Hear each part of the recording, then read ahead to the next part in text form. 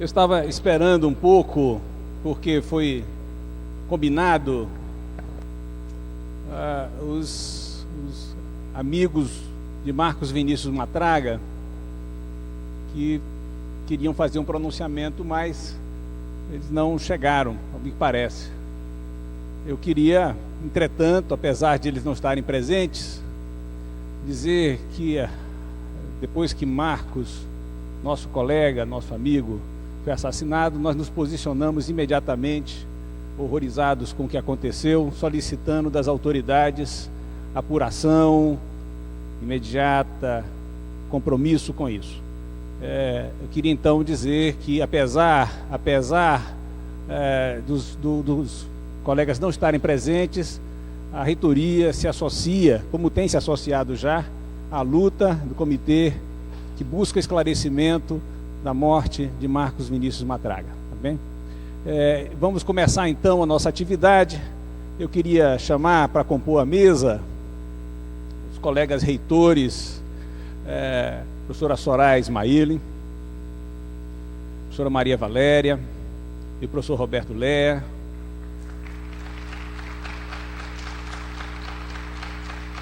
Sem cerimônia, como estão acostumadas à praxe, podem ficar à vontade. E queria registrar, o professor Jaime teve um imprevisto envolvendo um familiar que precisou ser internado e ele teve que cancelar a viagem, né? Quero registrar o sentido dessa mesa, né? O sentido dessa mesa, muito simples. Eu chamei alguns colegas reitores que têm se destacado eles estão sem saber onde sentam, porque reitor sentando a ver. Aquela maiorzinha ali, Roberto, é minha, viu? Fica minha, viu? Porque eu estou na UFBA, né? Então a UFBA está representada ali, essa maiorzinha eu sento ali. Vocês estão perdidos, porque reitor ficam sem saber. Pois é, mas eu queria dizer com toda a clareza que chamar Roberto, Valéria e Soraya para estarem aqui conosco no encerramento do Congresso da UFBA tem um simbolismo extraordinário. São reitores combativos e têm tido posições extremamente firmes na defesa da autonomia de suas universidades e, posso adiantar, na luta solidária com os interesses do povo brasileiro. Então, de fato, discutir universidade e democracia com esses colegas, com esses reitores, é um privilégio, né, e eu agradeço muitíssimo a presença deles aqui. E vamos começar, então, o nosso seminário. Eu não sei quem se escalou primeiro para falar, foi Soraya? Roberto? Não, foi Soraya, né, Roberto? Ela tem PowerPoint, Roberto. Aliás, eu queria só dizer o seguinte, Roberto, eu tenho que agradecer duplamente ao professor Roberto Lea, porque ele é o único que veio 2 vezes para o Congresso da UFBA, sabe? Ele veio para a abertura e uma situação de emergência o obrigou, ele vai até esclarecer, vai se posicionar a esse respeito, eu pedi a ele que desse esclarecimentos, o que é que o levou, estando na Bahia, imagine, voltar para uma cidade que é tão bonita quanto Salvador, que é o Rio de Janeiro, né? Ele teve que voltar ao Rio de Janeiro e retornou, acabou de chegar no aeroporto, né, em Salvador, e foi buscado rapidamente para essa mesa. Então, Roberto, duplamente agradeço. Você tem então conquistou o direito de ser o primeiro a falar. Tá bem? Obrigado.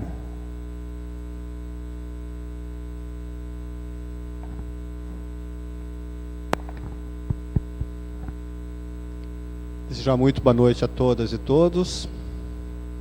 Uma alegria estar aqui novamente, né? Congresso da Universidade Federal da Bahia. Uma saudação ao nosso reitor, professor Salles. Ótimo rever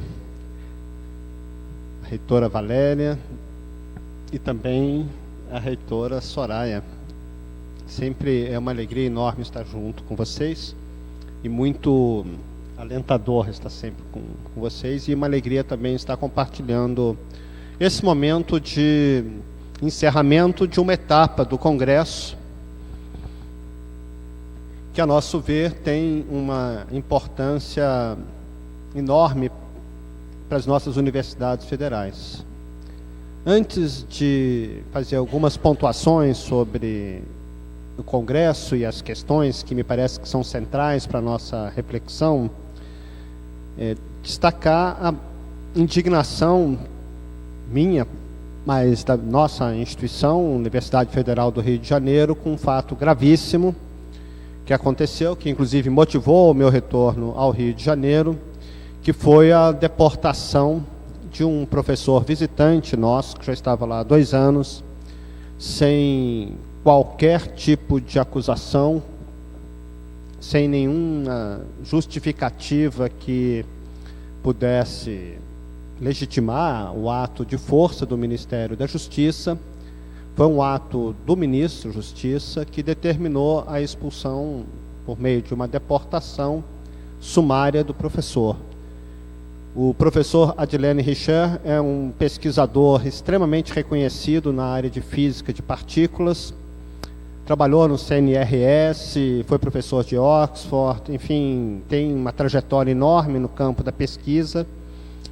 E na parte da manhã ele estava trabalhando em casa, fazendo a revisão de um artigo, quando a Polícia Federal bateu à sua porta dizendo que ele tinha 1 hora para arrumar os seus pertences, que ele estava sendo expulso do país. Diante desse quadro, eu já regressei ao Rio, quando nós soubemos dessa situação, acompanhamos com um professor a situação na Polícia Federal, na Delegacia de Imigrantes, tentamos uma série de medidas jurídicas, mas não conseguimos, e infelizmente ele foi não apenas deportado, como foi negado o direito de ele escolher para onde ele seria deportado. Ele tem nacionalidade francesa, tem nacionalidade argelina, ele optou por ser deportado para a Argélia, mas esse direito não foi concedido, na medida que existiu, há muitos anos atrás, já um processo contra ele na França. Ele ficou inclusive preso por um período, por um e-mail. Inclusive os prêmios Nobel de Física se manifestaram na época de maneira revoltada e indignada com essa prisão, porque obviamente um e-mail, no momento inclusive que ele estava com problemas diversos, não poderia justificar uma penalidade tão dura, e em virtude certamente dos acontecimentos mais recentes na França, usaram como uma medida midiática, enfim, que também atende à perspectiva enfim, da racionalidade que está em curso no nosso país, da guerra ao terror, etc. Avaliamos que isso foi algo muito grave, porque a UFRJ foi privada de um de seus membros, da sua comunidade, de uma forma violenta, arbitrária, sem sequer o direito de saber por que está sendo retirado do país. Não teve o direito de saber qual era a acusação que pesava contra ele. Então, acho que acontecimentos como esse devem, obviamente, nos alertar para uma situação grave, sob o ponto de vista da democracia em nosso país.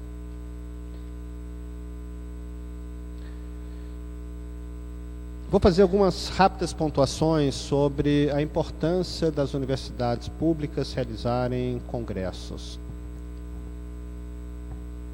A ideia de congresso universitário é uma ideia muito forte na América Latina. E nós tivemos experiências exitosas, outras não exitosas, em diversas universidades latino-americanas, em que, desde pelo menos os ecos das lutas de Córdoba em 1918, nós temos a ideia de que a universidade na América Latina ela deve ser uma instituição com ampla participação da sua comunidade. É o conceito de governo compartilhado, que obviamente sabemos das desventuras que é dessa possibilidade em nosso país, em outros países também, mas é uma tradição que vem muito forte de um movimento de conferir às nossas universidades um caráter mais democrático, aberto e vinculado à nação, aos projetos de nação, às expectativas de nação, e particularmente um engajamento nos problemas dos povos, nos problemas sociais, ambientais, energéticos, enfim, nos grandes dilemas que os povos vivem. Então é dentro desse marco extremamente pulsante, extremamente generoso de participação que foi forjando uma ideia de congresso universitário, ideias de congresso universitário, estarmos realizando aqui na Federal da Bahia um congresso com uma participação tão grande, obviamente reafirma uma trajetória histórica na América Latina muito, eu diria, promissora e muito fecunda para o futuro das nossas universidades públicas.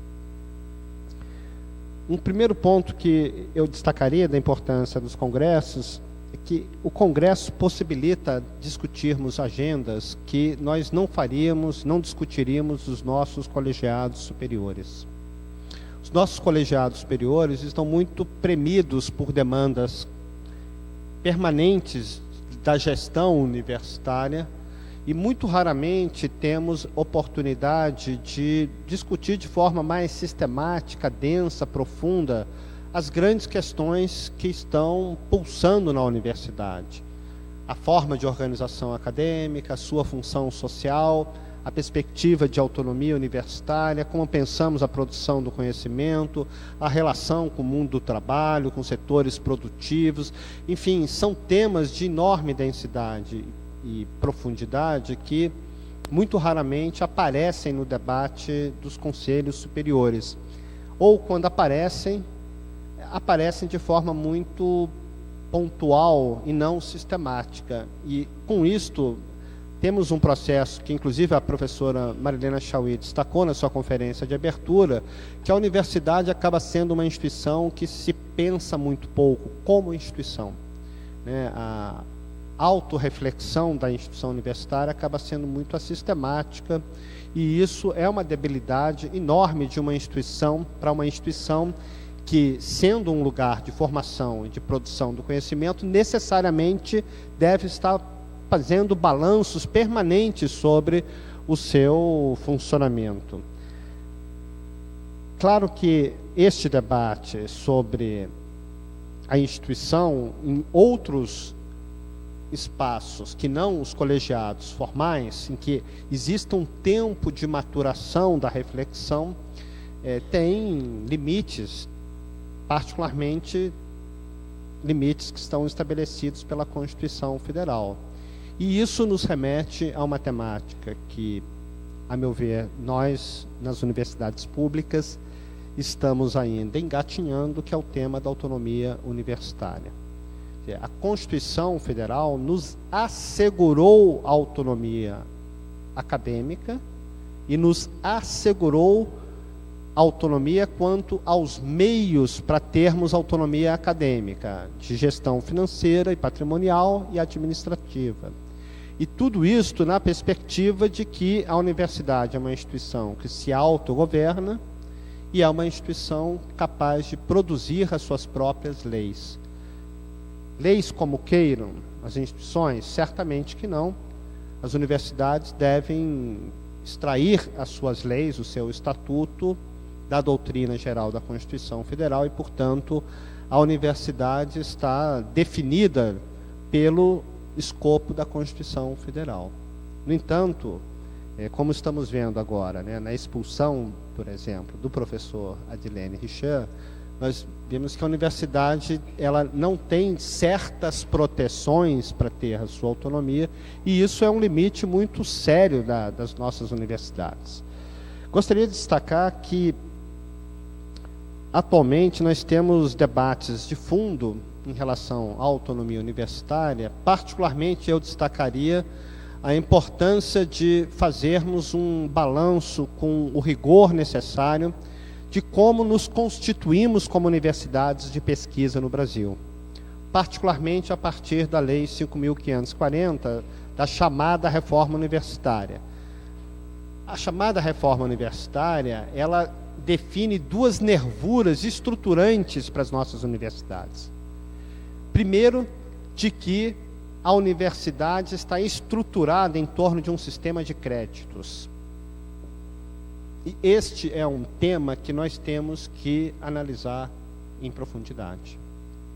Porque o sistema de créditos, tal como foi instituído pelo período da ditadura, nos deixou como forma de organização acadêmica, estruturação de áreas que perderam muito da sua coesão e coerência internas, da sua organicidade acadêmica e, a meu ver, o que é muito grave, secundarizou muito fortemente o conceito de formação universitária. Então, hoje, contraditoriamente, nós podemos ter estudantes que vão concluir um curso de nanotecnologia, de biotecnologia, de biofísica, de diversas modalidades de engenharia ou de hebraico, sem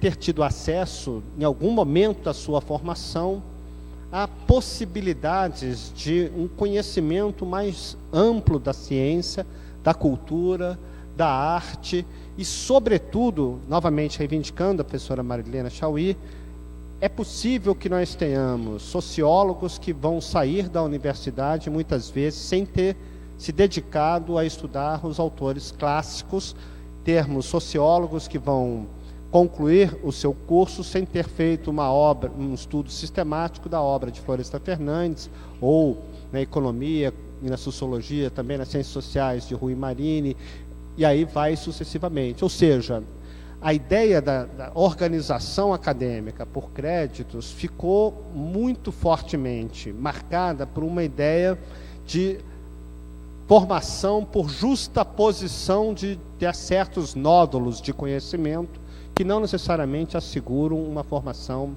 integral, mais sistemática e ampla por parte dos nossos estudantes. Uma segunda nervura importante que nós herdamos da ditadura é a estrutural heteronomia das universidades no que diz respeito à produção do conhecimento. As universidades estão desprovidas de meios de organizar e estruturar políticas de organização da pesquisa em que a universidade como instituição tenha um maior protagonismo. Na realidade, o modelo instituído pela ditadura acabou reforçando a ideia de que é uma relação do grupo de pesquisa ou do pesquisador, do professor, individualmente com o órgão de fomento.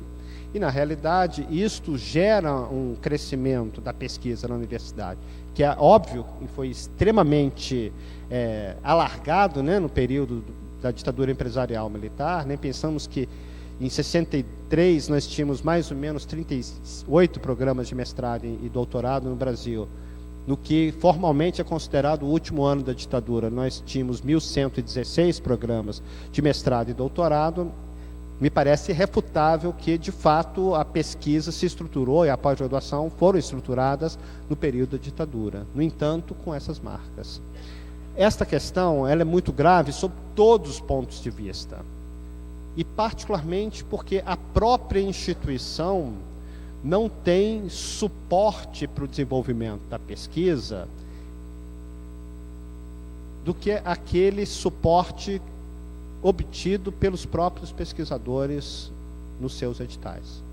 Mesmo o CTI, Infras e outros programas são muito limitados na infraestrutura. Então, eu costumo dizer, temos hoje uma estrutura que, cada vez que temos avanços nos editais, conseguimos uma melhor infraestrutura de pesquisa em algumas áreas do conhecimento, mas a universidade vai ficando frágil em termos da sua infraestrutura, porque tem que prover energia, pessoal, segurança, etc., que não tem nenhum custeio previsto.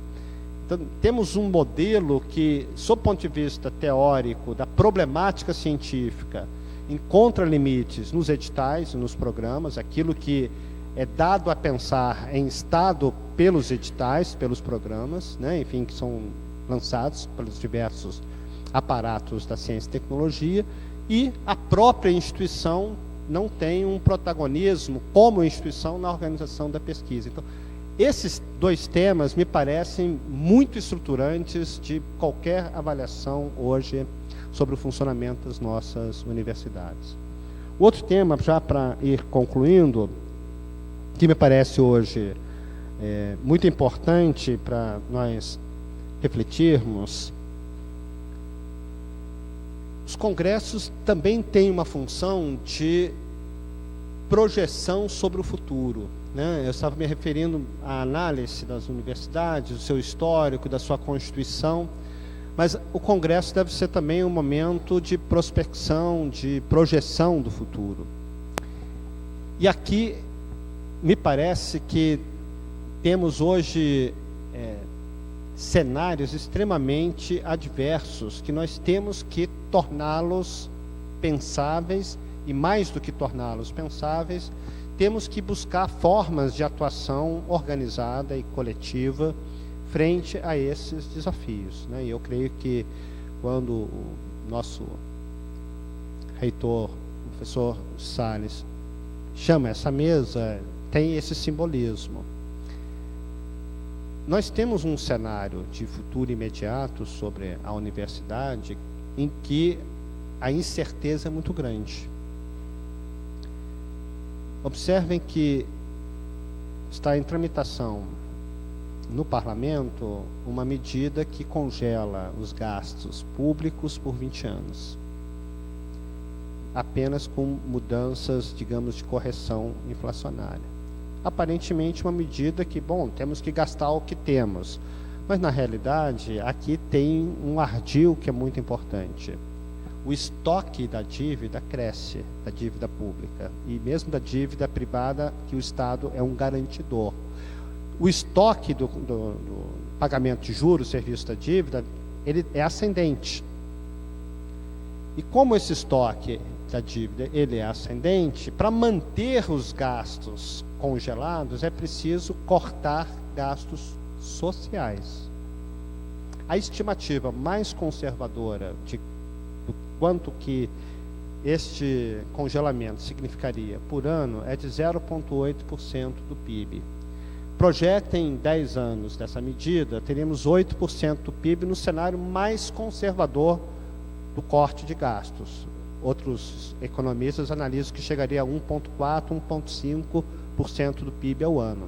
Mas, de qualquer maneira, mesmo que seja o cenário mais conservador de 0,8%, pensem que 8% do PIB é, na realidade, quase que, eu diria, para vocês terem uma escala de grandeza, né? Os gastos educacionais no Brasil, juntando os municípios, desde a educação infantil até a educação superior, pós-graduação, juntando todos os gastos da escola de educação infantil, a pós-graduação, dos estados, municípios, Distrito Federal, tudo, dá 5,5% do PIB nos cálculos mais otimistas. Perdendo 8% do PIB, obviamente, imagine o impacto disso na área de educação. O que significa dizer isso? Quando eles trabalham o conceito de congelamento dos gastos públicos, os intelectuais que organizam esse debate e essa política, que estão basicamente reunidos num centro de pensamento chamado Casa das Garças, que é um centro de pensamento neoliberal, né, podemos dizer assim, aponta o que precisa ser feito, que é exatamente o que o parlamento, os setores do governo estão encaminhando ao parlamento. Primeiro, desvinculação de tributos dos gastos com educação e saúde. Segundo, se não tem recurso para as universidades, cobrança de mensalidade. Todos os documentos falam no fim da gratuidade nas universidades públicas. Terceiro, encolhimento do SUS, que perderia o seu caráter de universalidade. Quarto, desvinculação dos benefícios sociais do salário mínimo. Quinto, além de todas essas medidas, temos uma reforma da Previdência que teria um impacto enorme sobre a universidade. Imaginem que a ideia que está circulando, né, a projeção que está sendo feita, é a idade de corte de 70 anos. Obviamente, isso significa que grande parte da população vai trabalhar a vida inteira e não vai poder gozar da sua autonomia, da sua aposentadoria. Enfim, é um conjunto de medidas que, de fato, colocam a universidade num ponto de interrogação.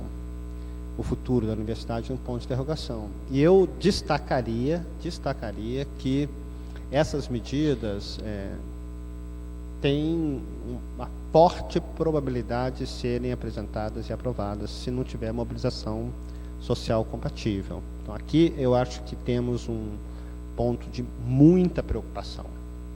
Obviamente, um outro ponto de preocupação enorme é justamente mudanças econômicas, que não vêm de agora, vêm de vários anos, que estão simplificando cadeias produtivas em nosso país. Isso significa que a universidade, como uma instituição produtora de conhecimento, de fomento a tecnologias, etc., torna-se crescentemente uma instituição pouco relevante. A ideia de que a massa da população precisa de trabalho simples, tem uma formação para o trabalho simples, e observem uma relexicalização da economia no país. Nós não temos sequer hoje filiais das multinacionais que são indústrias. Nós temos montadoras. Então, isso significa um esvaziamento, uma expropriação das mediações no mundo do trabalho que envolve a produção mais sofisticada de conhecimento. Então, são medidas que encontram suporte na vida real. Observe que o Ministério da Ciência e Tecnologia deixa de ter status de ser um ministério organizador da área para se transformar numa esfera do Estado, junto com a comunicação, em que, obviamente, há um redimensionamento a menor do lugar da ciência e tecnologia no planejamento e na organização e na condensação de forças do Estado. Então, aqui temos um elemento muito grave. Então, frente a este quadro, me parece que atividades como essa do Congresso são muito importantes, porque nós precisamos sair em defesa das universidades públicas com pertinência e apoio social. Então, um direcionamento maior das nossas universidades para interpelar os grandes problemas que estamos vivendo, me parece um tema crucial. E a universidade exercitar o gozo da autonomia tal como está assegurado pela Constituição. Vou dar um exemplo e concluo com isto. Vivemos recentemente uma situação dramática com a explosão dos casos de Zika no país. Posteriormente foi comprovada a vinculação do Zika com a microcefalia. Enfim, isto exige pesquisas que não são passíveis de serem feitas no balcão entre editais e pesquisadores individualmente. É a instituição que tem que estar organizada.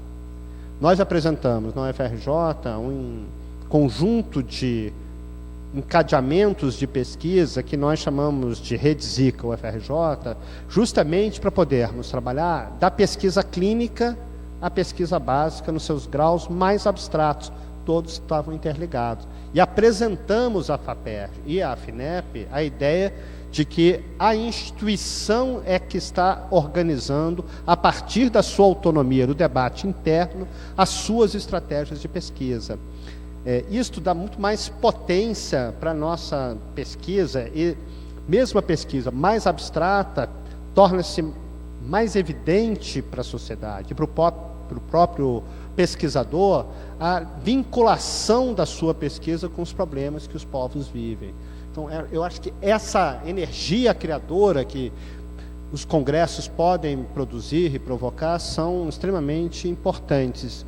E eu não posso deixar de parabenizar a comunidade da UFBA que se mobilizou, se engajou na ideia de congresso, e desejar que a comunidade da Federal possa, de fato, aprofundar essas experiências para que o trabalho aqui desenvolvido na Federal da Bahia possa ser também um apoio, uma sustentação, uma referência, uma motivação para que outras universidades se envolvam neste movimento. As universidades precisam estar necessariamente, e isto, a meu ver, demanda justamente essa forma original, criadora, que é a forma congresso universitário. Então, toda a meu engajamento, a minha motivação, por isso que eu fiz questão de regressar aqui a Salvador. Eu acho que é muito importante o que vocês estão fazendo,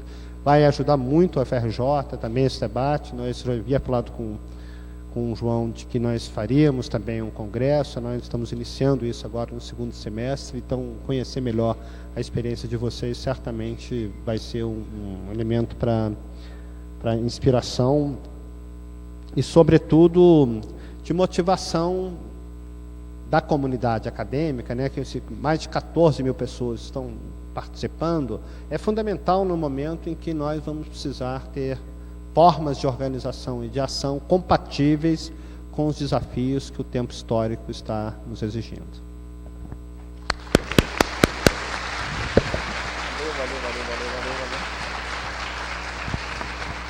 Obrigado, Roberto. Registrar a presença da vereadora Vânia Galvão, do vereador Hilton Coelho. Obrigado por estar aqui prestigiando. Registrar também a presença da nossa reitora Dora Leal Rosa, que está ali ao fundo, né, que está aqui também prestigiando do congresso inteiro.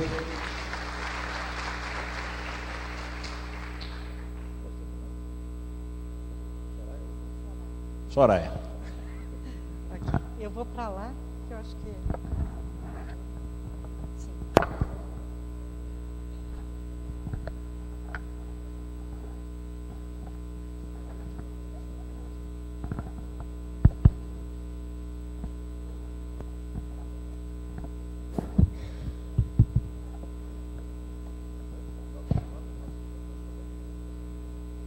Boa noite a todos e todas.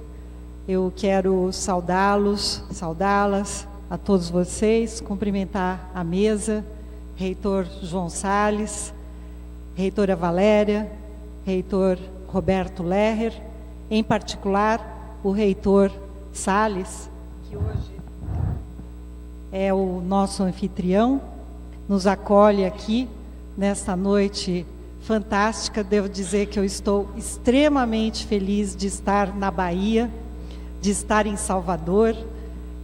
Foi para mim um encontro muito feliz, porque um reencontro, porque fazia muitos anos que eu não vinha a Salvador, e gostei muito de ver o céu azul e o mar e essa beleza de terra que é a Bahia, em especial Salvador. Então eu quero saudar a todos vocês e agradecer imensamente por esse convite. Porque em São Paulo, como eu dizia hoje para a reitora Valéria, em São Paulo a universidade ela é mais ou menos engolida, né, pela Pauliceia desvairada.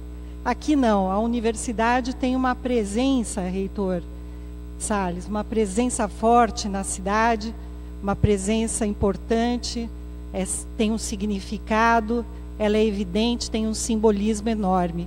Isso para nós é muito importante, especialmente num momento como esse que nós vivemos, em que as universidades federais, um sistema amplo, complexo, que levou muitos anos para ser construído e que, mais uma vez, por todas as razões expostas aqui pelo reitor Lerrer, e outras mais que nós talvez tenhamos oportunidade de aprofundar, mas temos hoje um cenário bastante complexo, bastante desafiador e que exigirá de todos nós muita organização, exigirá muito da nossa capacidade intelectual, exigirá muita disposição para o enfrentamento, para o debate, para a defesa incondicional deste bem estratégico da nação brasileira.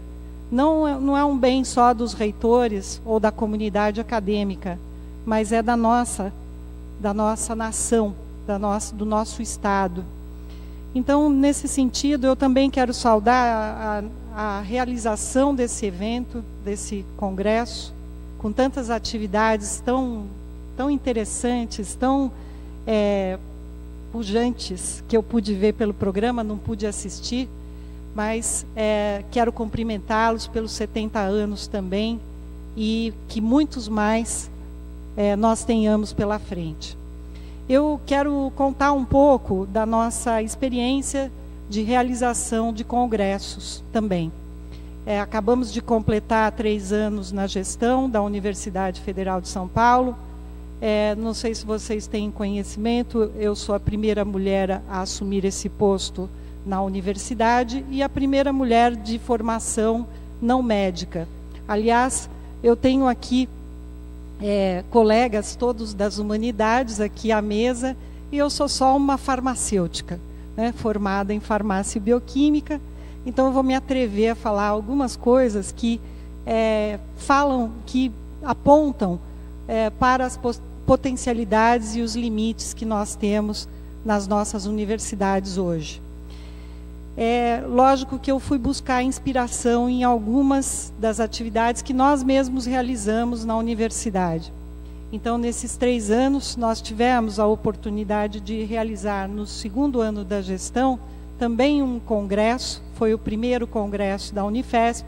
No entanto, ele teve um caráter bastante interessante, mas muito mais um congresso político do que acadêmico. Mas no ano seguinte, nós nos dedicamos, que foi o ano passado, nos dedicamos a realizar o primeiro congresso acadêmico da Unifesp, da Universidade Federal de São Paulo. E este ano, o 2º. Foi para nós, e tem sido, como falou o reitor Roberto, muito importante, extremamente necessário. Entendo que devemos nos dedicar a realizar essas atividades, porque é nesses espaços que nós temos condições de tratar dos assuntos que são os assuntos mais candentes da universidade hoje. Nem sempre nas nossas estruturas nós conseguimos tratar destes temas.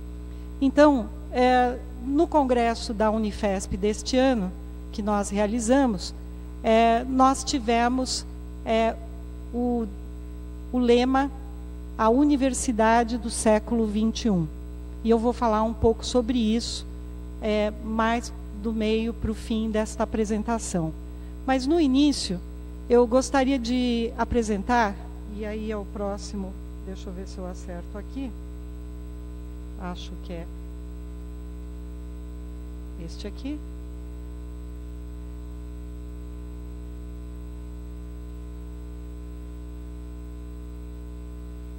Você passa para mim, por favor? Isso. Eu queria, antes de mais nada, apresentar essa curva de crescimento que já está defasada, né? Já é uma curva de fonte aqui, de 2010, de um documento publicado em 2011, que mostra o crescimento de universidades no Brasil, de universidades federais. Então, nós tínhamos 45 universidades em 2003 e chegamos a 59 universidades em 2010 e ainda estávamos na vigência do contrato do projeto REUNE, que foi o projeto de expansão das universidades federais.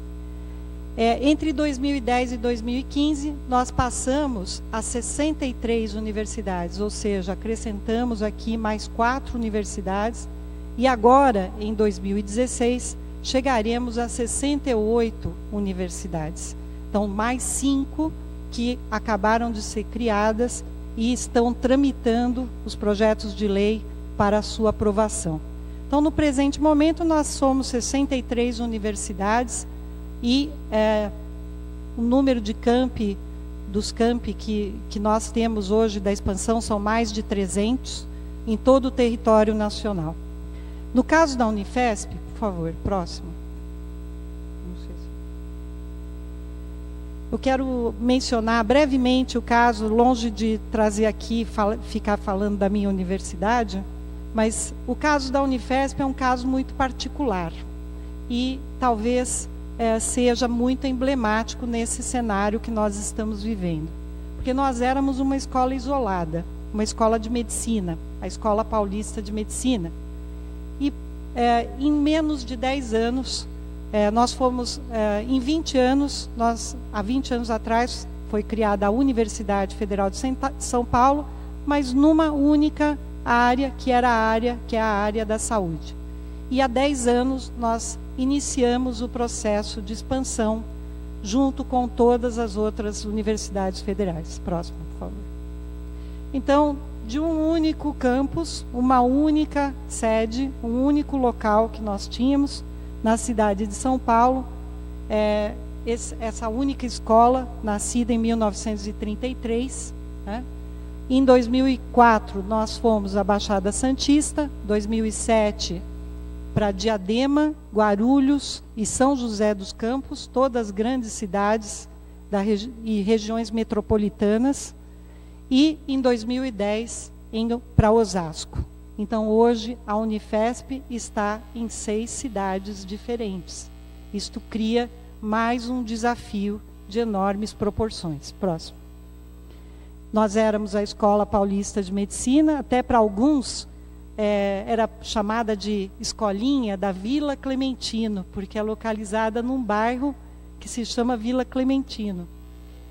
E essa escola, que cresceu muito, tinha 37 programas de pós-graduação, 7 programas de graduação, próximo, por favor, e um hospital, que é um dos maiores hospitais da rede federal, o Hospital São Paulo, próximo. A partir de 2006, nós passamos a ter, próximo, por favor, a Baixada Santista, com 9 cursos de graduação, 3 de pós-graduação, próximo. O campus Diadema, na área de Ciências Ambientais e Químicas, com 7 cursos de graduação e 6 de pós-graduação, próximo. Em Guarulhos, 16 cursos de graduação e 9 cursos de pós-graduação. Não à toa, foi um dos locais em que nós ganhamos uma certa notoriedade, né, no Brasil, porque é onde nós tínhamos mais crises, conflitos, porque as condições não eram as melhores na implantação de 16 programas de graduação e 9 de pós-graduação. Mas hoje estamos caminhando para uma estabilização aqui, embora a universidade continue ainda tendo os seus conflitos e os seus ressentimentos por este processo. Próximo. Aqui em São José, com 7 programas de graduação, 7 de pós-graduação. Próximo. E finalmente em Osasco, que foi o último campus da expansão, ainda não completo, agora que ele está finalizando as primeiras turmas, com 5 programas de graduação e 2 de pós-graduação. Isso tudo numa curva, próximo, por favor, aqui mostrando a curva exponencial dos estudantes de graduação, como nós estávamos em 2005 e como nós estamos hoje, agora chegando a um certo patamar de estabilização, mas foi um crescimento muito grande, muito rápido e num curto espaço de tempo. Próximo. Aqui os números, né, de todos esses programas em termos de docentes, técnicos, residência médica, cursos de graduação, graduandos, né, e o número de técnicos administrativos não mudou muito, ficou mais ou menos no mesmo patamar, e isso cria uma outra questão, um outro desafio que hoje nós temos que enfrentar. Próximo. Mas eu não quero ficar falando só da Unifesp, quero falar do tema que nós tratamos quando nós falamos no último congresso da Unifesp, onde nós buscamos discutir o que é a universidade de classe mundial e o que é a universidade de classe social. Muito nós temos falado dessa universidade de classe mundial. E muitos dos nossos colegas hoje estão querendo que a nossa universidade se transforme numa universidade de classe mundial. No entanto, quando fomos discutir, quando estamos discutindo essa universidade, nós nos deparamos e convidamos, inclusive para a conferência de abertura desse nosso congresso de 2016, o professor Boaventura de Souza Santos, que nos falou sobre as duas grandes crises que a universidade vive hoje: a crise de hegemonia e a crise de legitimidade. Então, é importante, quando nós formos debater o futuro das nossas instituições, e principalmente nesse contexto que nós estamos vivendo, o que é esta crise de hegemonia e a crise de legitimidade. A crise de hegemonia resulta, como disse Boaventura, resulta das contradições entre as funções tradicionais da universidade e as que, ao longo do século XX, lhe tinham vindo a ser atribuídas. De um lado, a produção de alta cultura, pensamento crítico e conhecimentos exemplares científicos e humanísticos necessários à formação das elites, como era feito desde a Idade Média europeia. Do outro, a produção de padrões culturais médios e de conhecimentos instrumentais úteis na formação de mão de obra qualificada exigida pelo desenvolvimento capitalista.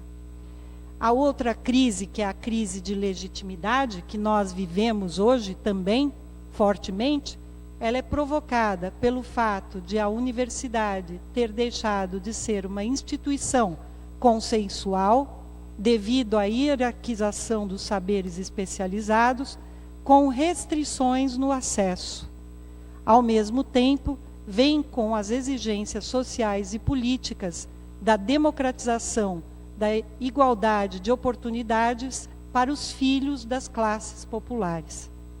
Ela está mergulhada na crise institucional que resulta da contradição entre a reivindicação da autonomia na definição dos valores e objetivos da universidade e a pressão crescente por critérios de eficácia, de produtividade, de natureza empresarial ou de responsabilidade social. Então, nós estamos vivendo estas duas crises, em particular a crise de legitimidade. Próximo. Então, a universidade de classe mundial, dentro desse contexto, é uma universidade voltada para a formação de elites, desvinculadas do projeto de nação, internacionalizada na diretriz de sua produção de conhecimento e vinculada a uma economia de mercado. Ou uma universidade voltada para a acumulação do capital, com a formação acelerada, administradas como empresas, sem vínculos com os saberes, principalmente os saberes populares, sem participação popular, cheias de técnicas e centralizadas na administração. E, mais recentemente, principalmente no Brasil, transnacionais. Então, os grandes grupos hoje de universidades privadas são grandes grupos empresariais. O maior deles, que é o chamado Croton Anhanguera, hoje reúne mais de 1.300.000 estudantes, porque houve uma fusão de várias empresas que eram donas de universidades privadas e hoje eles detêm, seguido se não me engano, pela Estácio de Sá e pela Unip, que são as três grandes empresas que detêm hoje milhões de estudantes no Brasil inteiro. Próximo. Então, eu chamo esta universidade, a universidade que está em crise de legitimidade, como uma universidade, por que não dizer, um tanto desvairada, né? Por quê? Nós estamos fazendo, ou tentando fazer, ensino, pesquisa e extensão, inovação, tecnologia, porque tudo tem que ter inovação e tecnologia hoje, excelência baseada em padrões definidos externamente, né? A heteronomia, internacionalizada com base nos países centrais, então nós estamos sempre olhando para a Europa e para os Estados Unidos, sustentabilidade como forma de visibilidade ou de marketing externo, ensino à distância utilizado na aceleração da formação, ou seja, para ganhos de produtividade, submetida aos sistemas de ranqueamento, todos preocupados com os rankings, né, em que lugar ficou no ranking de uma instituição, de outra, tem milhares de... Virou um grande negócio os rankings também. Voltada à prestação de serviços, hoje os nossos colegas perguntam como é que eles vão prestar serviços, ao invés de pensar os projetos de ensino, pesquisa e extensão. Excessivamente na valorização das patentes, mesmo sem saber para que elas servem. Então, computam patentes ou inscrevem patentes que têm um custo enorme para a universidade, sem saber se isso vai ter um dia alguma finalidade. E num culto excessivo às empresas incubadoras como forma moderna de desenvolvimento. Então, estimulando os nossos estudantes a montar empresas, né, e incubadoras dentro das próprias instituições. Próximo. Mas o que fazer, né? Aqui, são 8 pontos que eu escolhi do texto do Boaventura, mas poderíamos ter outros, mas que eu considero talvez os mais importantes na minha visão, na minha ótica. Buscar uma reforma com o objetivo de responder positivamente às demandas sociais pela democratização radical da universidade, pondo fim a uma história de exclusão de grupos sociais e seus saberes, de que a universidade tem sido protagonista ao longo dos últimos anos. Conter articulações nacionais, ela deve ter, né, conter articulações nacionais e globais. Não somos contra a globalização, nem as articulações internacionais. No entanto, que elas sejam baseadas na reciprocidade, no benefício mútuo, que recuperem e ampliem formas de internacionalismo de longa duração. Usar novas tecnologias, sim, queremos e devemos usar, mas de maneira a aumentar a comunicação, em que circulem as novas pedagogias, os novos processos de construção e de difusão de conhecimento científico. Ter uma globalização contra-hegemônica da universidade como bem público, que mantenha a ideia de projeto nacional sem ser nacionalista. Contrapor o novo com o novo.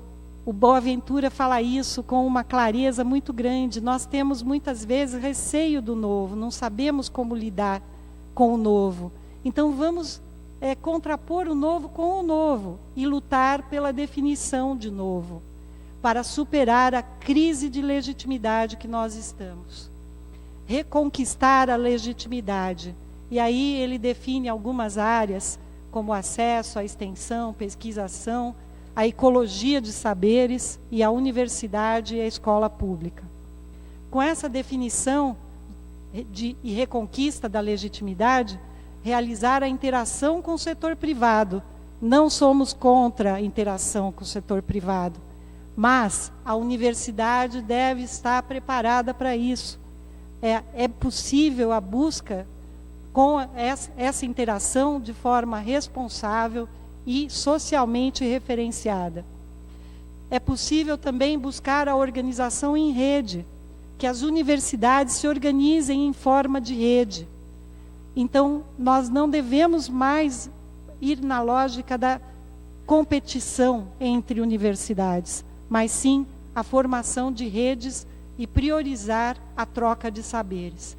E, por último, revigorar e rediscutir os mecanismos de democracia interna e externa. Criar formas de consulta, formas de interação e conectividade, utilizar a tecnologia para todos esses fins. Criar conselhos sociais. Muitas vezes nós estamos presos, nós vivemos recentemente um debate muito interessante na nossa universidade, porque nós não tínhamos a consulta paritária, consulta para escolha de dirigentes. Agora nós decidimos ter.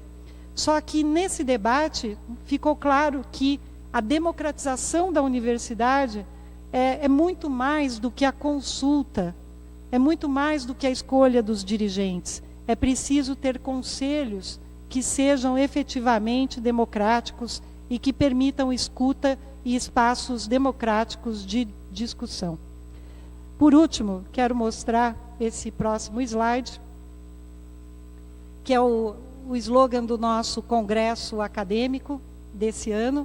Então, em que nós, com todas as cores, com toda a diversidade que forma esse logo, nós discutimos, a partir destas ideias, a universidade do século XXI.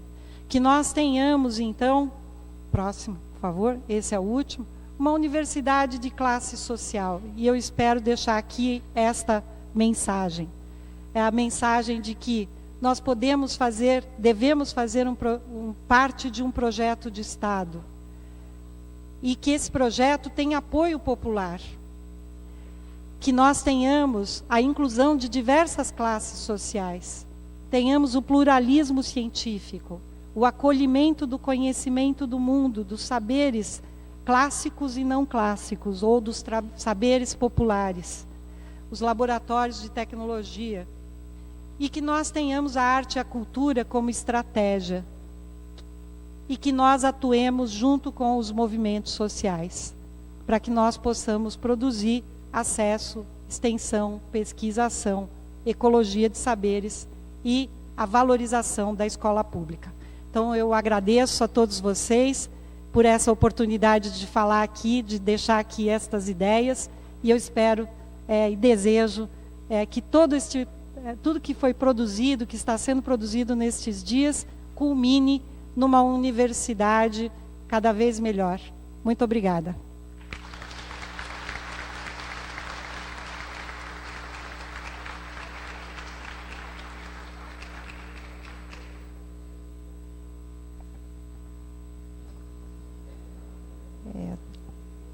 Com grande alegria, que desde a abertura desse grande congresso, eu participo e consegui observar a interação com a cidade, com os movimentos sociais, a participação efetiva de toda a comunidade universitária. Então, parabenizo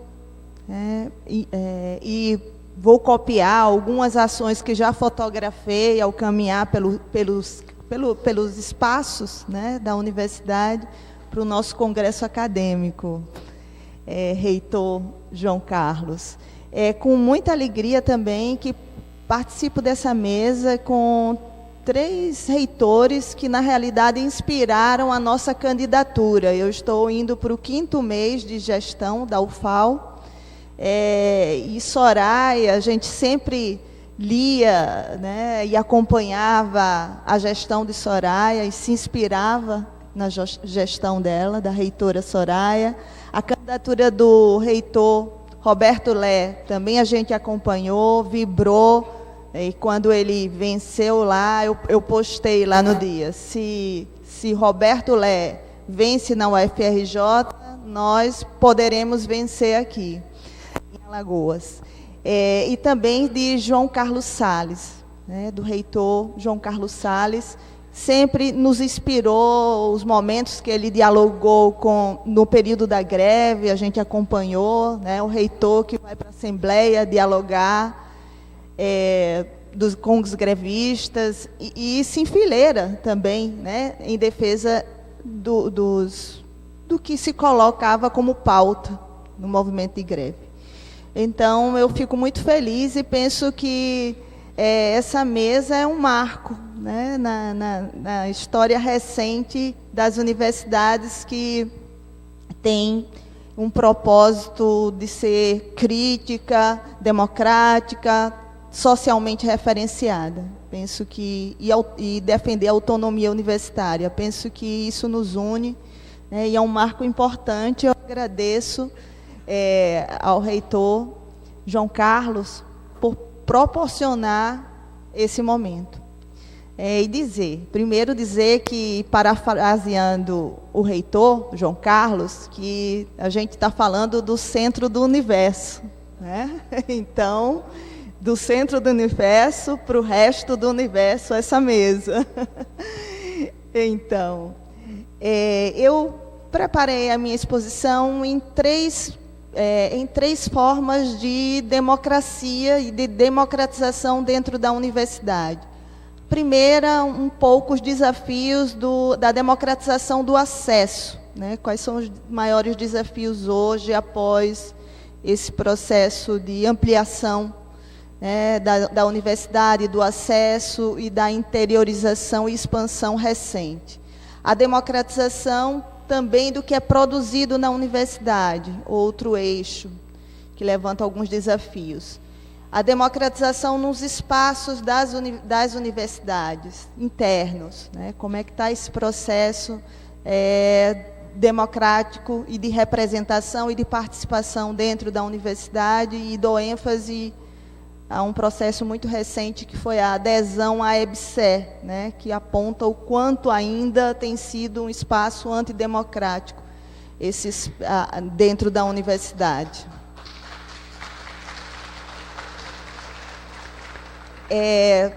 E, por último, vou enfatizar a questão da ameaça à democracia no espaço universitário, com a ascensão de um conservadorismo, né, que se expressa desde o parlamento ao conjunto da sociedade e que tem um rebatimento forte no cerceamento da liberdade de expressão dentro da universidade, também em tempos recentes, como também na educação básica, com a escola sem partido, a proposta da escola sem partido, ou a escola livre. Lá no meu estado tem sido chamada escola livre, e foi recentemente aprovada a lei da escola livre, que proíbe, né, a livre expressão, que é a essência, e o contraditório, que é a essência da educação.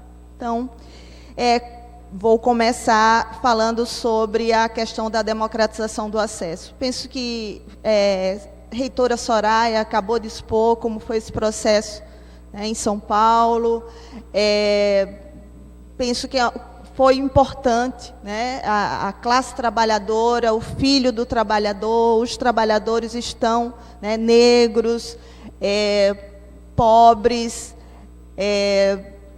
quilombolas, índios, estão na universidade num processo de democratização, né, recente de acesso à universidade, com um sistema de cotas bastante importante.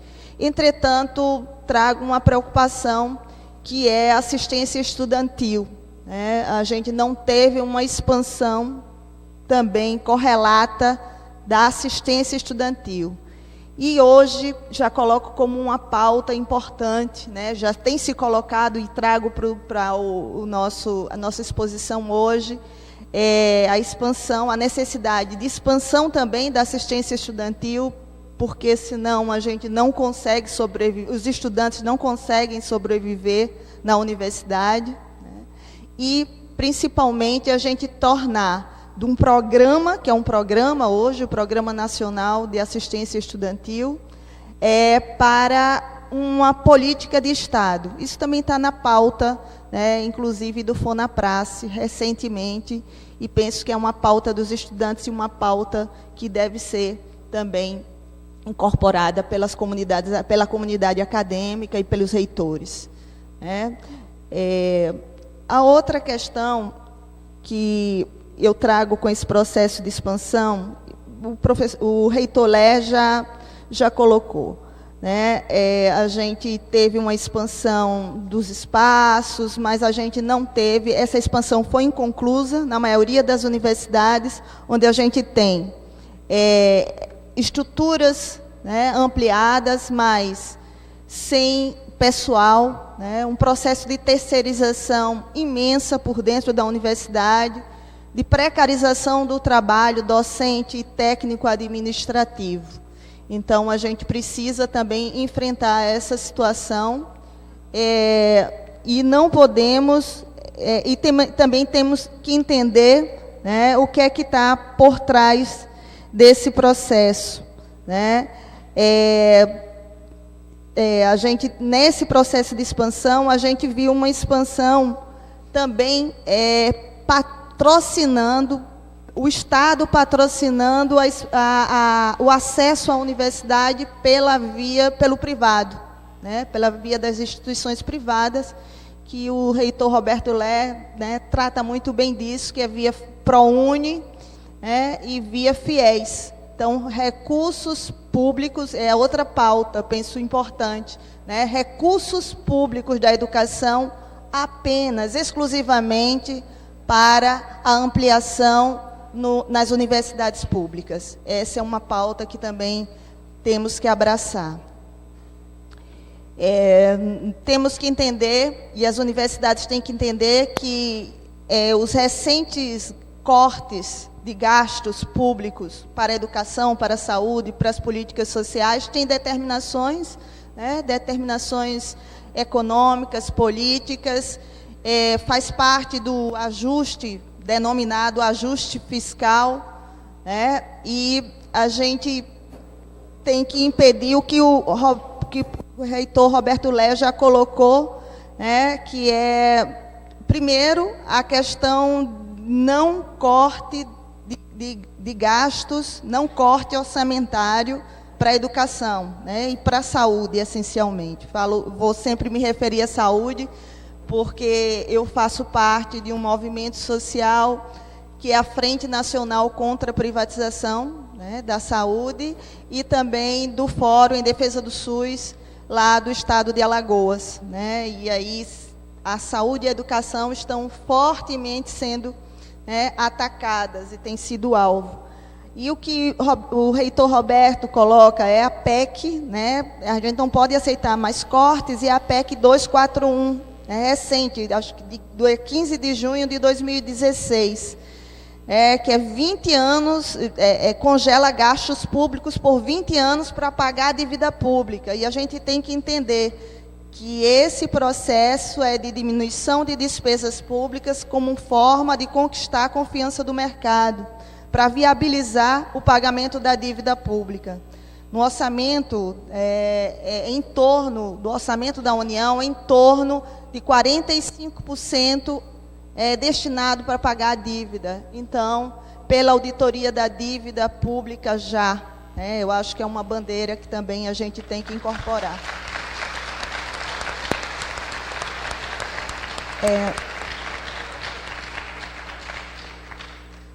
A questão da democratização do que é produzido na universidade, o retorno, a necessidade do retorno da universidade à sociedade, é um processo de resgatar a função social da universidade, o reitor Roberto Léo também já colocou, o conhecimento científico tem que ser capaz de contribuir com as transformações das condições precárias de existência, e aí da sociedade, da maioria da população, que quem vive em condições precárias de existência. E aí enfrentar todos os problemas de moradia, energéticos, hídricos, de transporte, de saúde das cidades, do campo, dos povos originários, do agrotóxico, da ausência de soberania alimentar, do processo de trabalho aviltante, entre tantos. Então, a gente tem que questionar a lógica do produtivismo imposta e da tecnificação também no processo de conhecimento, como se tudo fosse neutro e fosse para a sociedade, mas na maioria das vezes, nem sempre, pela lógica do mercado e para a lógica do mercado e para o mercado. Então, se a universidade é mantida com recursos públicos, a gente tem que formar a geração de profissionais que se comprometam com a defesa da educação pública, e com os interesses públicos. Reafirmar a função social da universidade ao dar respostas às demandas apresentadas pela maioria da população de forma crítica e autônoma. E já passo agora a refletir sobre a democratização dos espaços na universidade. Penso que a gente precisa alargar esse processo de participação, tanto da sociedade organizada, dos movimentos sociais, desse diálogo, e que eles tenham também poder de decisão sobre os caminhos da universidade, como internamente, nas eleições internas dos colegiados, dos gestores internos, de quem dirige a universidade. E aí, penso que a gente tem que construir uma cultura universitária que rompa com os laços e as práticas oligárquicas, patrimonialistas e clientelísticas que ainda existem dentro das universidades.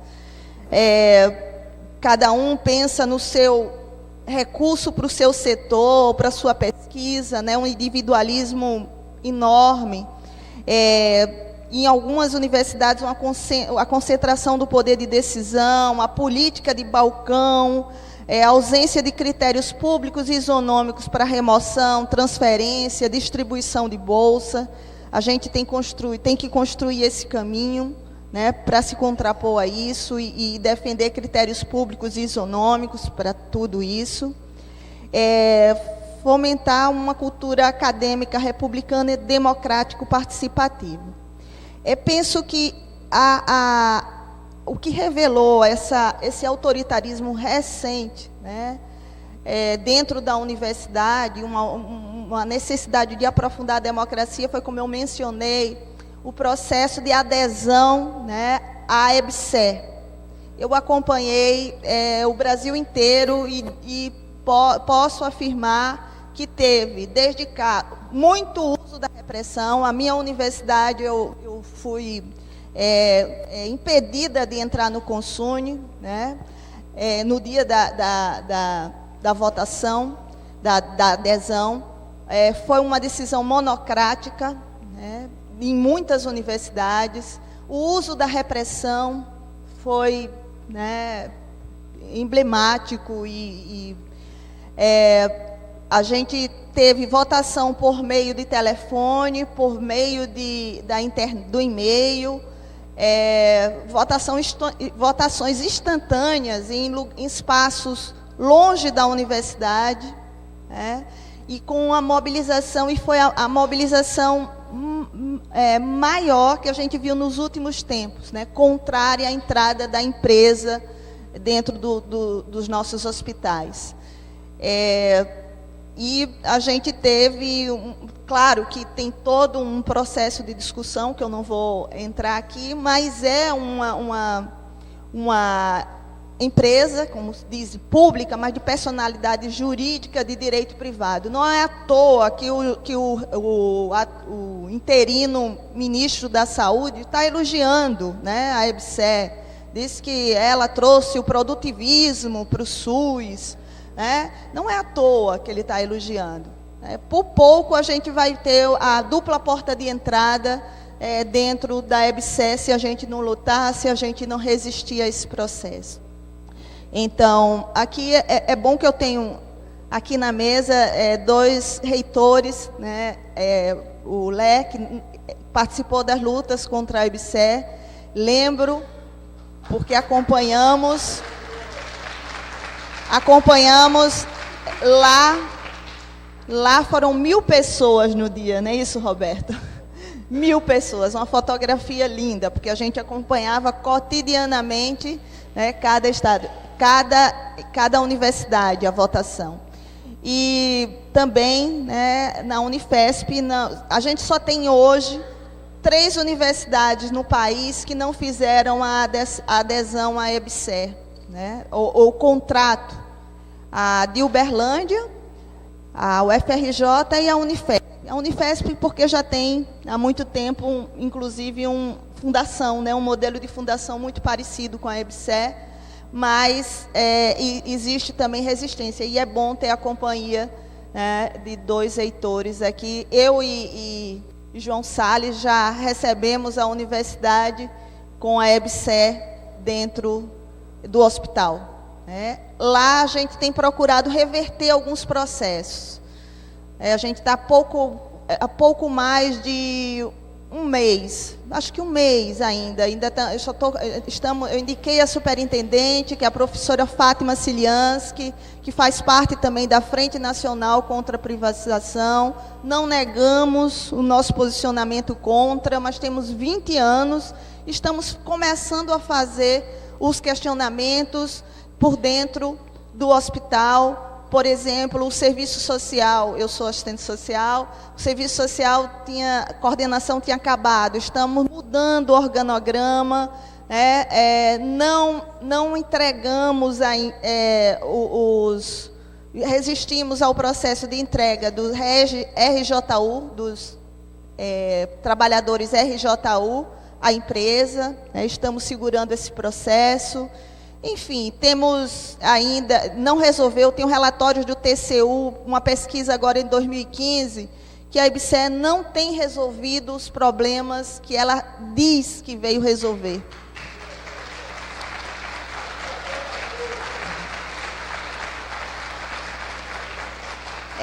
Dizer que acabou com a terceirização não acabou dentro da maioria dos hospitais universitários, né? Aumentou em alguns. Penso que esse debate, né, a gente vai ter a oportunidade de debater aqui em outro momento os caminhos que a gente tem que fazer, né, frente à EBSER.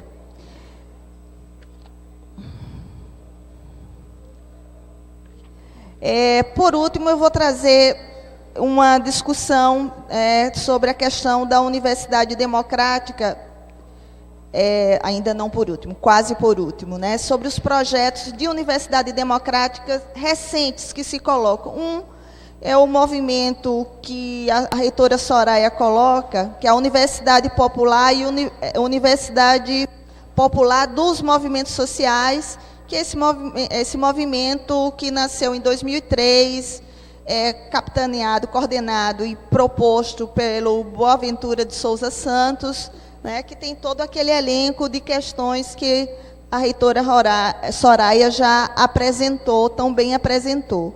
Um outro movimento que também se coloca como movimento, né, é o movimento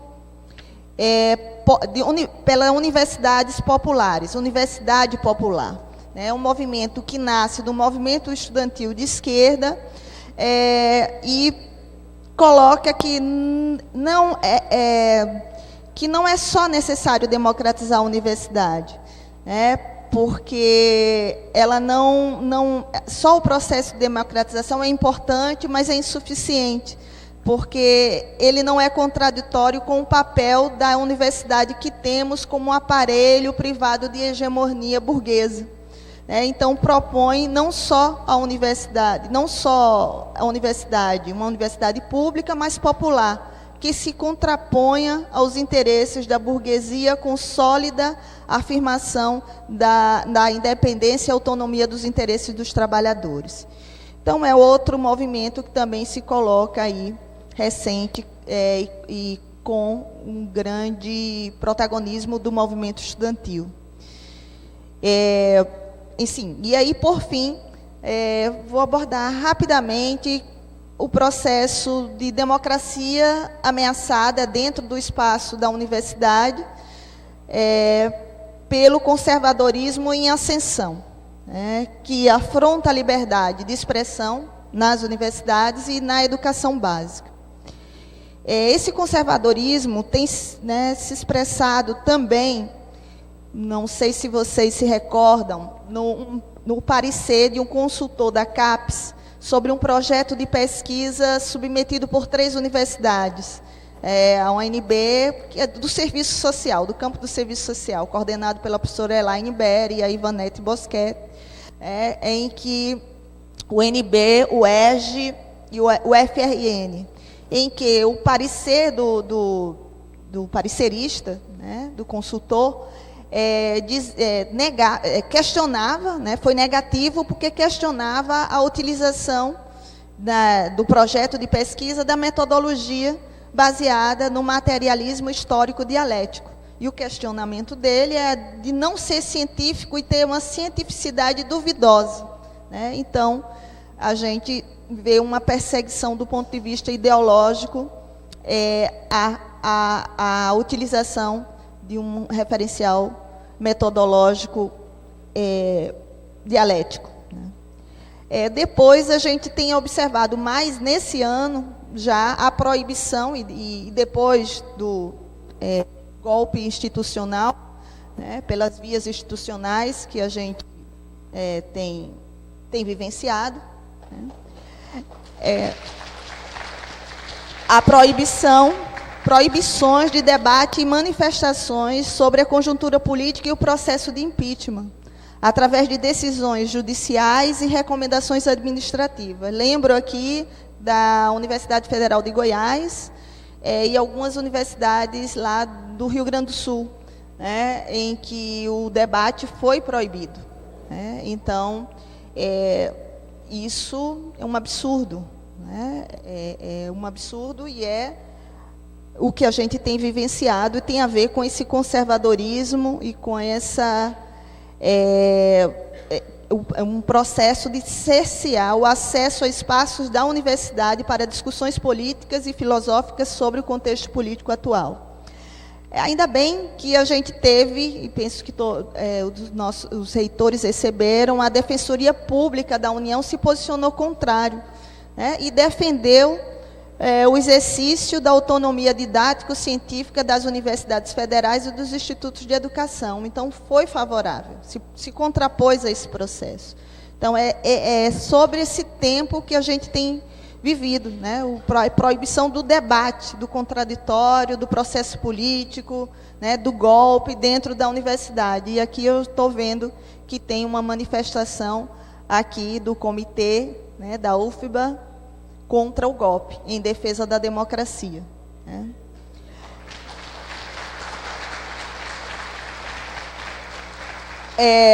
Na educação básica, tem um processo também que, às vezes, a gente pensa que é silencioso, mas tem sido bastante amplo.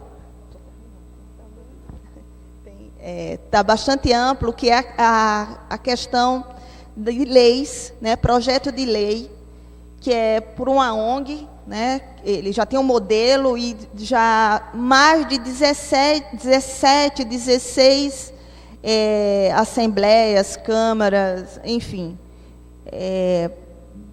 espaços, né, que tem discutido. O primeiro que foi aprovado foi a Assembleia Legislativa de Alagoas, que aprovou a Escola Livre, né? A Escola Livre que a gente chamou da lei da mordaça, a lei da escola livre como lei da mordaça, né? Porque ela, em nome de proibir a que eles chamam de doutrinação, né? E aponta como um dos maiores problemas da educação brasileira, também o texto proíbe a prática de doutrinação política e ideológica e a veiculação de conteúdos ou realização de atividades que possam estar em conflito com as convicções religiosas ou morais dos pais ou responsáveis.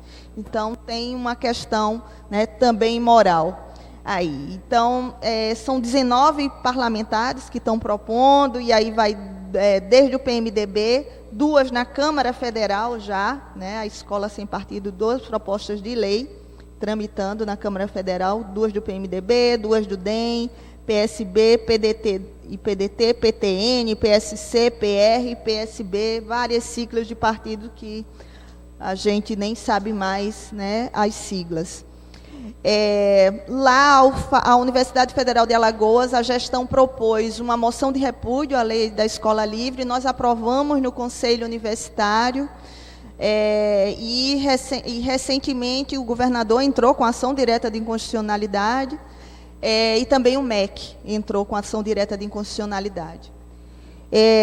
Enfim, penso que todas essas questões têm um fio condutor e que articula, né, essa ascensão do conservadorismo. A Maria Lúcia Barroco, que é uma professora do Serviço Social da PUC de São Paulo, ela explica que a difusão do ideário conservador é facilitada pelo irracionalismo que obscurece as determinações, concebe a moral como fundante da sociabilidade e da política. Considera as crises sociais, que as crises sociais são consequências de uma degradação moral, né, da destruição da família. São neoconservadores que fazem apologia ao capitalismo, projetam uma sociedade sem restrições ao mercado, sem garantia social e com o Estado atuando violentamente contra qualquer contestação à ordem social, aos costumes tradicionais. Michel Levy afirma que o sistema capitalista, principalmente em tempos de crise como o que estamos vivendo, produz fascismo, extrema-direita, racismo e golpes de Estado. A gente aponta, né, que as raízes destes fenômenos têm a ver com o capitalismo e diz que, para isso, as alternativas têm que ser anticapitalistas. A crise do capital, neoliberalismo, contra-reformas, cria um clima de insegurança generalizada para a base social da cultura da violência e do medo, facilitando apelos de ordem e repressão. É exatamente o que a gente tem vivenciado, um Estado que é gestor da crise, articulando, que é a sua função, coesão e consenso, né, através de medidas repressivas, com a grande e forte colaboração da mídia. É um Estado policial, com a intervenção armada na desocupação de áreas do campo, das cidades, o extermínio dos indivíduos, de índios, higienização das cidades, para atender interesses econômicos e políticos das elites nacionais e internacionais, dos latifundiários, do agronegócio, dos investimentos imobiliários. E esse papel do Estado está reforçado hoje nas forças conservadoras e reacionárias representadas no Congresso Nacional por 251 deputados federais, entre agentes de repressão, ruralistas e fundamentalistas. Todos afinados com as propostas contidas nos documentos, né, Ponte para o Futuro e Travessia Social. Moralismo conservador, combatendo todas as lutas progressistas, reforçando a misoginia, cultura do estupro, apologia ao crime, de tortura, homofobia. Somados, todo esse processo a um ajuste fiscal e um processo gradual de desconstitucionalização através das PECs, das emendas constitucionais. Conquistas históricas, né? E aí, para finalizar, penso que nesse momento de crise financeira das universidades, né, a universidade deve estar atenta aos retrocessos em curso, ao seu caráter público e ao desfinanciamento de toda a educação superior, especialmente o que determina esse processo. Tempos de promover o debate, pesquisa e se articular os movimentos de resistência na sociedade. Tempos de reafirmar a autonomia didático-científica e de gestão financeira das universidades. Universidade que cumpra o seu compromisso social, que seja crítica e não tome a aparência como essência. Não seja irracional e mera reprodutora do conhecimento, mas que produza conhecimento crítico que não esteja a serviço dos dominantes ou das leis naturais do mercado, que seja protagonista da história, contribuindo com a produção de conhecimentos, de tecnologia, de cultura e arte na perspectiva dos interesses da maioria da população, da preservação da vida, da natureza, da humanidade. E concluo com uma frase de uma alagoana, Nise da Silveira. Você falou do Marcos Vinícius, né? Marcos Vinícius, recentemente assassinado. Eu fotografei a faixa em homenagem a ele ontem no campus, mandei para os grupos, né, para os nossos grupos. É uma faixa, né, que simboliza a rejeição da universidade, né, e o que você acabou de falar quando você abriu essa mesa. Então, Nise da Silveira também é alagoana, né? A gente tem alagoanos como Nise da Silveira, né? Lá também é terra de Zumbi dos Palmares, de Dandara, né? Essa médica psiquiatra, né? A Nise da Silveira enfrentou o conservadorismo de uma época. E ela diz o seguinte, né? Abre aspas: é necessário se espantar, se indignar e se contagiar. Só assim é possível mudar a realidade. Está na hora de fazermos isso. Obrigada.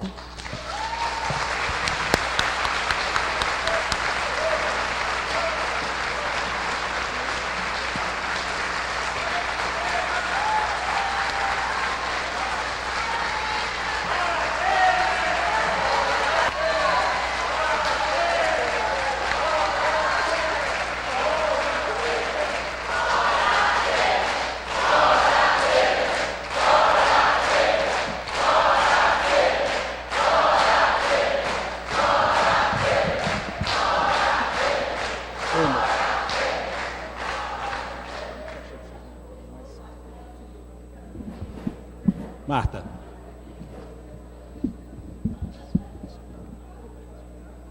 Boa noite, gente. Eu vou fazer uma fala agora sobre o caso do Marcos Vinícius, o professor aposentado do Instituto de Psicologia, assassinado no início desse ano, lá em Pirajuí. Preparei uma fala, vou ler para vocês. Bem, eu inicio essa fala agradecendo ao reitor João Carlos pelo apoio que nos tem dado, especialmente por nos proporcionar esta oportunidade de comunicação com a comunidade da UFBA e com todas as pessoas que acompanham este momento de encerramento do Congresso. O que motiva esta fala é também um motivo que tem feito com que muitas pessoas amigas, companheiras de militância, colegas de profissão, familiares, coletivos, instituições e movimentos sociais estejam em incansável mobilização desde o último dia 4 de fevereiro, o brutal assassinato do professor aposentado do Instituto de Psicologia desta universidade e importante liderança da luta antimanicomial brasileira, o Marcos Vinícius de Oliveira. Na qualidade de sua companheira, poderia falar a vocês aqui de como corta o meu coração considerar que uma pessoa tão sensível às questões sociais e tão dedicada ao serviço ao outro possa ter sido tão covarde e violentamente executado. Sentimento este que certamente é compartilhado por todas as pessoas que o conhecia, que com ele conviveu ou que com ele chegaram a ter contato na vida. Mas o meu esforço neste momento aqui com vocês é o de trazer a público o fato de que o assassinato do Marcos, longe de ser um crime que se encerrou com a sua vida, tem sido um crime que segue a sua morte, trazendo a insegurança e o medo às pessoas que vivem em Pirajuí, distrito do município baiano de Jaguaripe, onde o Marcos residia desde a sua aposentadoria.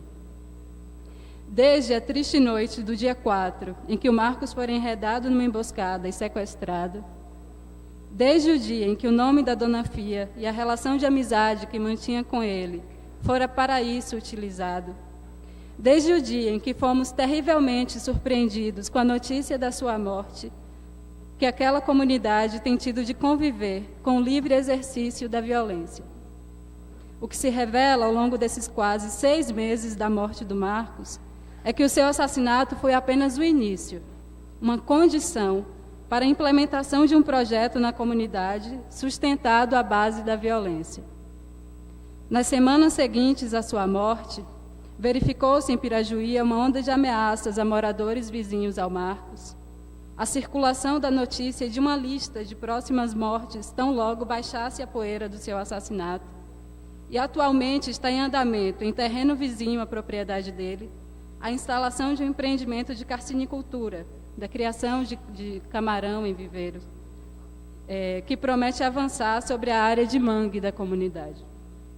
Nesse contexto, e como é típico nesse tipo de empreendimento, moradores já foram proibidos de passar por áreas em que historicamente desempenharam suas atividades produtivas e de lazer.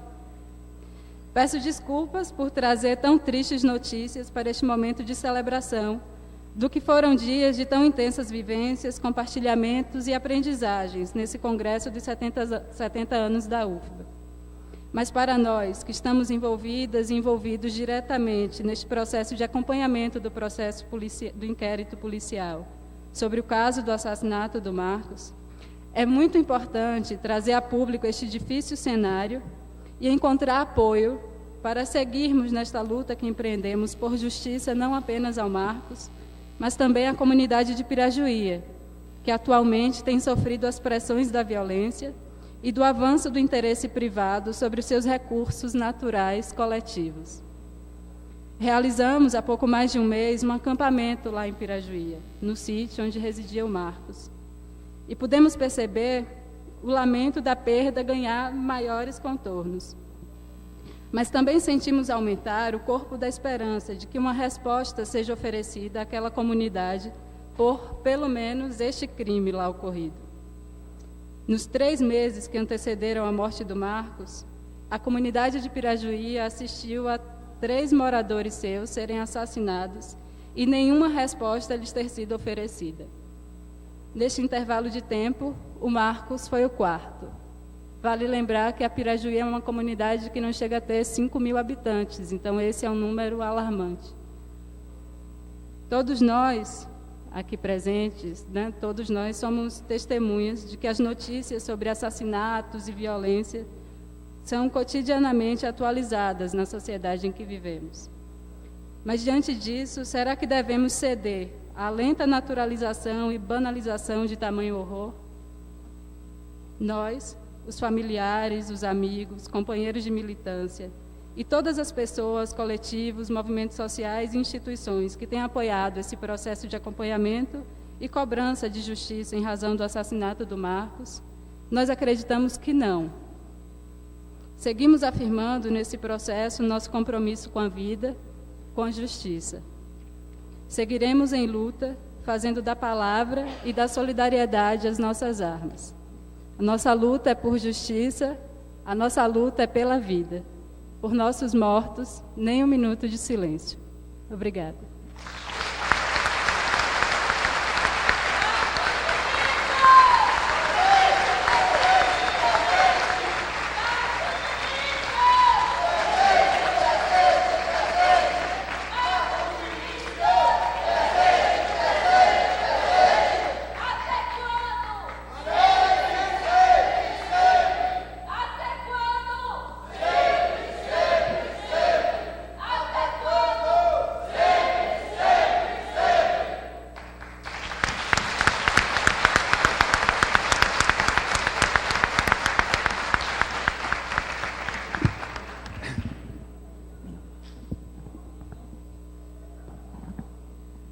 Bem,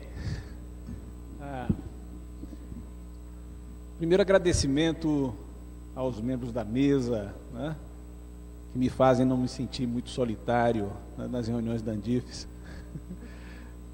Quero dizer que, por mais temos divergências, diferença natural, posições aqui e acolá, mas o sentimento de solidão pode ser às vezes infernal, né, em reuniões extraordinariamente longas, né?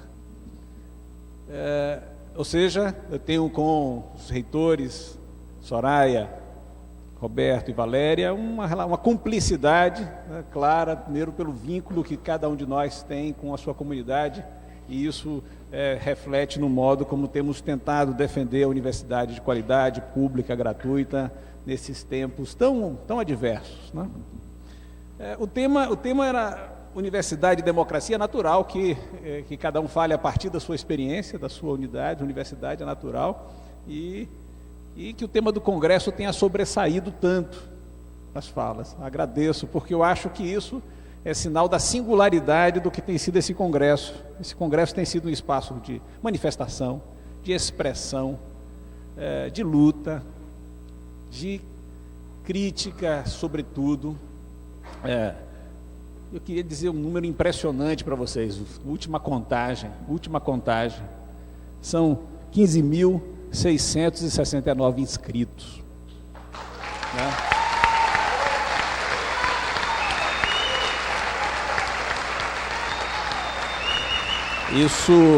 Isso mostra que a ideia do Congresso foi acolhida, acalentada, né, por nossa comunidade. 2.200 trabalhos, 4.000 autores nesses trabalhos, 120 intervenções artísticas.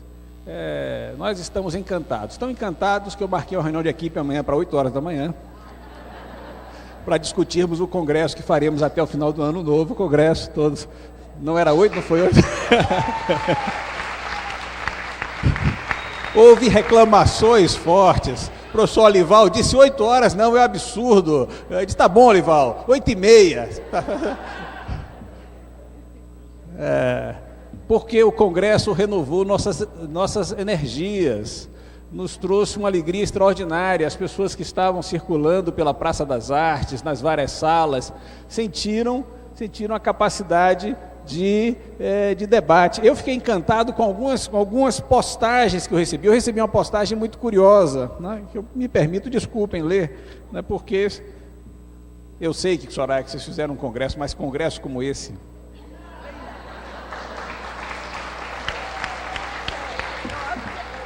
Sobretudo assim, olha só, aí uma postagem do Facebook, né, que foi assim: Congresso da UFBA, mulheres trans tomando banho e desfilando nuas no campus. Os seguranças alvoroçados os cercam e elas gritam: o reitor, aquele fofo, autorizou.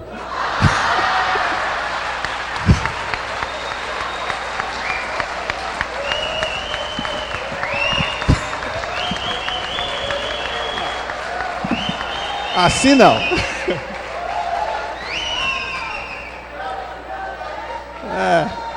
Eu estou especialmente revigorado, particularmente. Tanto que a reunião amanhã, tá certo, 9 horas e não desfala mais nisso. Mas eu queria, na verdade, retomar uma preocupação. É claro que eu não vou repetir questões que foram apresentadas. Eu vou escolher um tema mais modesto, mas que me preocupa imensamente. Eu queria somente confrontar o que eu chamo de espírito da crítica por oposição ao espírito do negativo. O Congresso é uma celebração do espírito da crítica. O espírito do negativo, aí uma remissão mefistofélica, relembra aquela frase célebre sendo dito ao Fausto, que eu sou o espírito que sempre nega, ich bin der Geist, der stets verneint. Eu sou aqui, o espírito negativo é o espírito da destruição, da cisânia. O espírito da crítica é bem diferente. Não tem o olhar olímpico que quer identificar erros. Tem mais o olhar solidário que se desloca, que passeia pelas diversas posições, que vê o outro lado, porque é um espírito cidadão. Nós precisamos, para resistir nesses tempos difíceis, de combater o espírito do negativo em nossas comunidades. O espírito negativo assume diversas formas. Por exemplo, recentemente, eu tenho recebido, e aqui a gestão tem recebido, uma manifestação curiosa. O espírito do negativo assume a forma do controlador, do pequeno policial, que, por exemplo, quer denunciar uma festa que nós apoiamos, destinando a fábula de R$8.000 para destinadas a uma festa, colocado esse recurso no portal da transparência, cuja prestação de contas será feita. Primeiro, vejam que o espírito negativo é conservador. Ele acha que cultura não envolve festa. Ele é como aquele que diz, numa certa celebração, que tem uma parte sagrada, essa é respeitável, essa é cultura, e uma parte profana, essa é estudada por Paulo Miguel.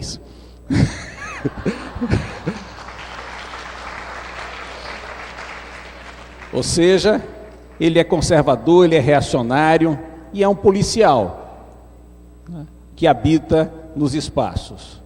Veja, Valéria, eu tinha contado já a história aqui no Conselho Universitário da proibição do uso da palavra gênero, né, a tal ponto de que cortaram, você me contou essa história, em Alagoas, de que glosaram o documento do Plano Municipal de Educação e tiraram até a expressão gênero alimentício, porque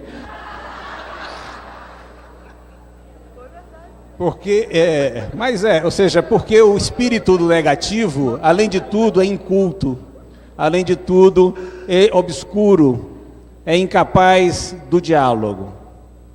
Esse espírito é perigoso, porque não é sem razão, nós não podemos desprezar os anos de dominação que habitam em nós e que podem fazer sobressair esse espírito, que faz, por exemplo, denunciar quem promove um ciclo crise e democracia, como nós fizemos, fomos denunciados. Eu estou preocupado agora, por exemplo, se fôssemos agora combater a utilização de certos métodos em certos discursos, eu teria que proibir o discurso feito pelo recém-empossado diretor do Estudo de Física, que mais do que um discurso de teor dialético, era trotskista. O discurso do professor Ricardo Miranda seria algo a ser condenado. Ou seja, esse tipo de... proibiria o Congresso completamente. O professor Nildo Orix nem entraria na porta do Congresso, da UFBA, né? Ele tendo se mostrado aqui um bolivariano a ponto de chamar o professor Ler de social-democrata, né? Então, certamente nós estaríamos num universo onde as temáticas múltiplas que nós enfrentamos não teriam lugar na universidade. Quando nós combatemos o espírito negativo e nós chamamos aquela tarefa de construção de um espaço público, nós estamos defendendo a universidade como esse lugar onde se cultivam valores universais. Esse congresso singular, né, nessa cidade extraordinária, que fez com que os movimentos sociais acompanhassem, perpassassem nosso campus, mostra uma vitalidade extraordinária, de tal sorte que nós não temos nostalgia apenas dos tempos idos na universidade, nós temos uma saudade do dia de hoje.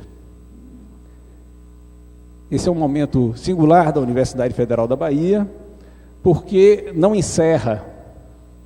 E aqui eu queria dizer que essa gestão, né, eu acho que eu falo em nome da equipe, essa que vai se reunir amanhã às 10 horas, estou negociando. Essa gestão não tem receitas que queira impor à comunidade. Tem exercido um grande espírito republicano de combater qualquer insinuação, qualquer dúvida, com esclarecimentos e com reconhecimento de erros eventuais, porque estamos doados a essa universidade, que é o lugar da nossa alegria. Obrigado a todos, obrigado à comunidade da UFBA por nos encantar, por nos seduzir e nos dar coragem de lutar juntos com os colegas reitores aqui presentes pelo futuro da Universidade Federal da Bahia. Viva a UFBA!